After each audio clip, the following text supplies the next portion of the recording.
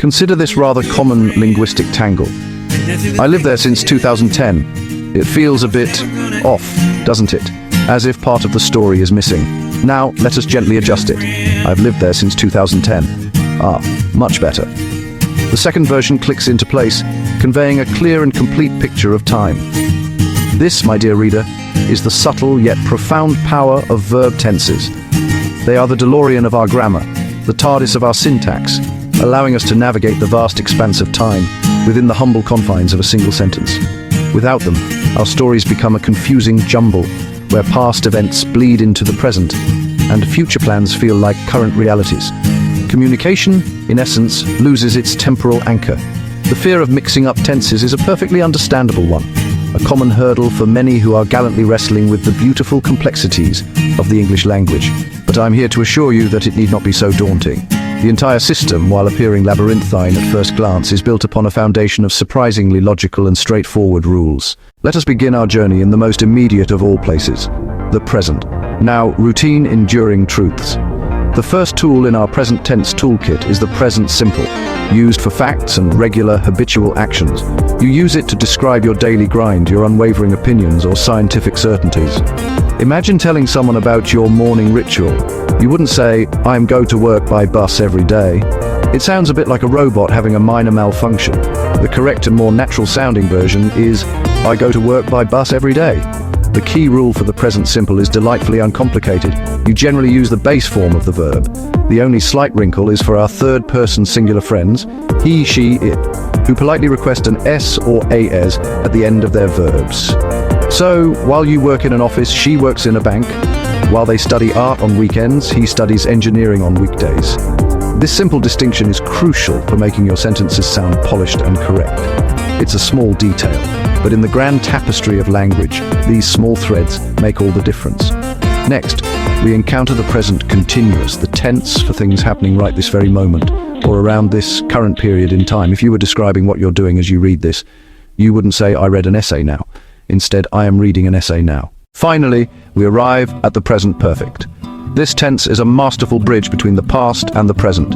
It describes actions that began in the past and are still true now, or past actions that have a direct result or relevance in the present. Example, I have lived here since 2015. The action of living started in 2015 and continues to this day. The rule is to use have or has, followed by the past participle of the verb. She has finished her report.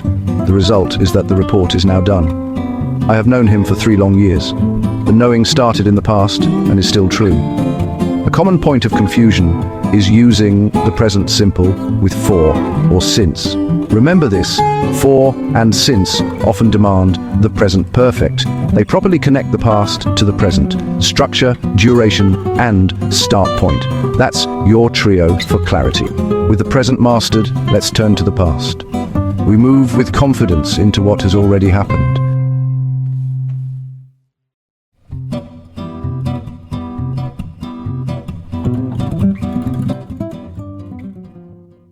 Having firmly planted our flag in the present, let us now turn our gaze backward into the vast and varied landscape of the past. The most common vehicle for these journeys is the past simple. This is your go-to tense for any action that was started and, crucially, completed at a specific time before now. You would not say, "I went to the market yesterday." Instead, "I went to the market yesterday." For many regular verbs, this simply means adding "ed." They visited the museum last week. She cooked a lovely dinner last night. But irregular verbs don't follow a pattern. Go becomes went, see becomes saw, eat becomes ate. Learn them and they become steadfast companions in your storytelling. Sometimes we need an action in progress at a specific past moment. Enter the past continuous. Saying, "I read when you phoned," is clumsy. The elegant form is, "I was reading when you phoned." Use was as were plus verbing. We were walking in the park at 6 p.m. He was sleeping during the entire lecture. For 2 past actions at different times, we employ the past perfect, the earlier past. To clarify sequence, when I arrived, he had already left. Use had plus past participle for what happened first. By the time I found my keys, the taxi had gone. With our understanding of the present and past firmly established, we can now cast our eyes forward to the horizon of what is yet to come. The future in English is expressed in several ways, but we'll focus on 2 workhorses, will and be going to. Use will for spontaneous decisions, for offers, and for promises made at the moment of speaking. If a friend struggles with a heavy box, you wouldn't say, "I go to help you." Instead, "I will help you with that." Structure, will, past base verb. It's the same for all subjects. Examples: I will call you later. She will be there soon. Will carries certainty or strong intention. Next, be going to. Use it for pre-existing plans, intentions, and predictions based on present evidence. Incorrect. I will going to study tonight. Correct. I am going to study tonight. That shows a plan decided earlier. Rule. Correct form of to be plus going to plus base verb. We are going to visit our friends this weekend. He is going to buy a new car. Use going to for visible evidence, dark clouds. It is going to rain. You're predicting from the current situation.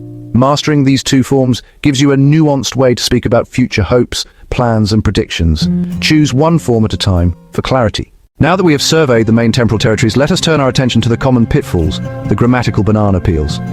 One major error is mixing tenses within a single idea. I live here since 2010 and I moved last year. This sentence is fighting with itself. A clearer approach: I have lived in this city since 2010. I moved to this particular apartment last year. Yesterday firmly links to the past simple. I have seen him yesterday clashes. The correct sentence is, I saw him yesterday. Time markers like last week or in 1999 demand the past simple, while since and for often call for the present perfect. Another trap, using present with a clearly past clause. She works here when she was young. The context is past. Make the verbs agree on the time frame. She worked here when she was young. Proofread for tense consistency. Ask, when did this happen? Is it finished or ongoing? Do time words dictate a tense? Your clues are ago, now, next, for, and since. Following these leads ensures a clear, coherent story. Get the time right, and the meaning locks into place.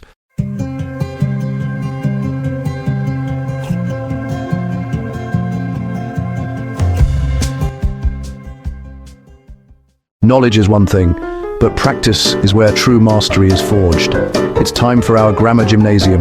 Below are 6 sentences with common tense errors. Identify the issue and correct the form. Think about time words and whether actions are finished or ongoing. 1. I am live here since 2012. 2. He go to school yesterday. 3. We are going to finish the work. 4. She has saw that movie last month. 5. I will going to call you now. 6. They were eat dinner when I arrived. Have you had a go? Excellent. 1. I have lived here since 2012. 2. He went to school yesterday. 3. We are going to finish the work. 4. She saw that movie last month.